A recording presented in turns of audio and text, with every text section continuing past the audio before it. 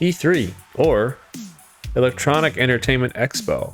So E3 is gone, and I just want to discuss my feelings on it, where I am with it, and what everything it meant to me, what E3 was to me growing up and watching it as a gamer. So just some quick background on it. So if you haven't heard of E3, it's where the big companies, right, your Microsoft, Nintendo, and Sony, and all the third-party companies would come together within a week to a week and a half in early summer and present everything that they want to talk about, everything new that's coming out. That's where the new Call of Duties would come out, the Fables would be announced, new Halo for the next year or the year and a half coming. Everything big that was coming, the E3 was a place for them to showcase it, to show it off. So like Xbox would go through an hour and a half of just basically a big ad of everything coming up. It was awesome. It was, I looked forward to it all the time. And it typically was done in Los Angeles, but it's been done in other places. Like I'm pretty sure it started in Atlanta. But this was for a time when the internet wasn't as popular, when you couldn't just put up a video about something, when you had to network and communicate with other companies. So a representative had to come out and showcase what, say, Microsoft was doing in the next couple of years. And then it picked up into this thing where the consumer could look at it, not just another company showing a company for to sell their product, but this is going to be what the consumer was going to buy. So it became more of a direct thing for the direct consumer to see what's going on so they can purchase this, right? And then with the internet advancing, and mainly also, well, a huge part to YouTube, the website you're on right now, it's where people or companies can put whatever they want out. So they don't need to have this big festival or expo where they have to spend millions of dollars to set up a whole event and come see everything. Well, now all they have to do is follow Nintendo with Nintendo Directs and just throw out a video like, hey, this is what we're doing, stream it on YouTube, Twitch, whatever the case may be, and then it'll be directly to the consumer. Put out a time, hey, Microsoft is going to do their Xbox showcase or Microsoft showcase at this time, and everyone's going to watch it. And so they don't need to spend that millions of dollars to hold a whole booth for a week long. They can just say, hey, this is what we got going out, save a ton of money, and get the same thing done. But that's where we're at now. Big companies don't need E3 anymore. So E3 is gone. E3, really, COVID hit it pretty hard, but it was already kind of tailing off. The companies didn't really need it. However, they still did it because it was a whole event. People look forward to it. I would have loved to go to one. However, I never had the opportunity.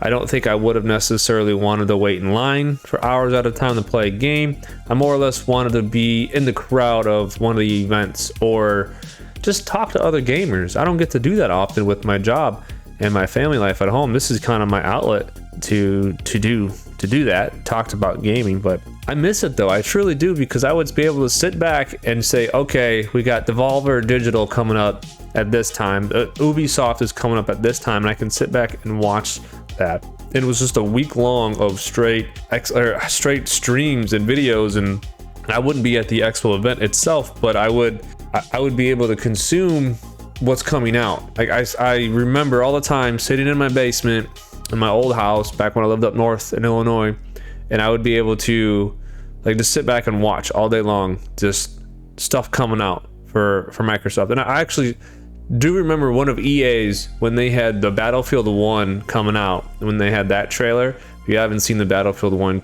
launch trailer or reveal trailer, go check it out. Oh man, I get goosebumps to this day. But that's what that kind of meant to me. It was a week long of just being able to hang out and watch E3 events, right? Different company events. And that was really cool. Well, now it's gone, like I had said. Now we have Summer Games Fest, and Jeff Keighley, I like Jeff Keighley, don't get me wrong. I don't have a problem with him. He saw Half-Life early. If you don't know who Jeff Keighley is, you should go watch Jeff Keighley and how he became a video game reporter and where he's gone to this day with the Game Awards. And I feel like he's doing a lot for the media of video games. I see him doing very well in the futures too, and we'll look back at him in a good way. But speaking on Summer Games Fest, I feel last year he just tacked on any event that was going on near the summer. He'd call it Summer's Game Fest, and it might have nothing to do with him, but that's fine. It doesn't really matter.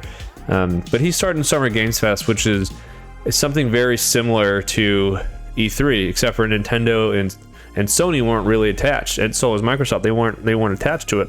As of me recording this video, Microsoft just finished up their showcase for 2023. I'm recording it that Sunday night after the showcase, and a few weeks ago, Sony gave their showcase, and in between that was Summer Games Fest, and that was good too. So it does feel a little bit like E3, with having a bunch of launch trailers within the same 2-week span. There's just a different feel to it. There's a different feel right now, and it's not the same.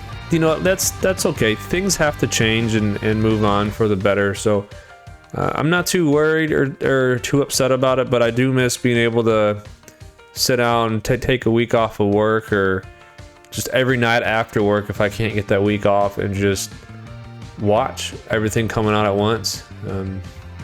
Yeah, it's kind of a little nostalgia hit too. But if you haven't seen an E3, or if you don't know what I'm talking about, go back on YouTube, watch from the beginning. There's a whole bunch of documentaries on E3 in the early days, and kind of how Sony pioneered it, and then Sony didn't need it. It's pretty neat, so go check those out. But like always, if you like this video, please like, comment, subscribe, all that stuff that YouTubers always ask for.